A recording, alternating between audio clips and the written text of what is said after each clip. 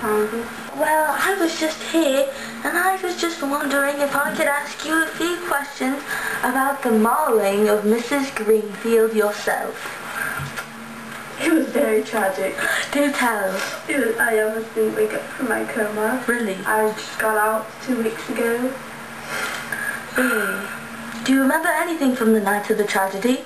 Well, I was dusting my driveway with a feather duster. Uh-huh. And I Nice of was you. almost done with it, and I see this white streak. What streak? Yeah, white streak with like red stripes. I don't know. Yeah, I don't know. And then I see a baseball bat. And it narrowly misses me by about that much. It was this close to my face. And I flinched back and I looked around and there was nothing there. And then I started getting pelted with eggs.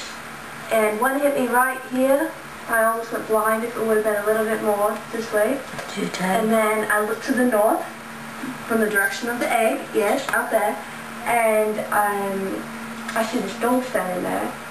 And I started calling it over. I was like, the dog catcher again. And then it started biting me viciously.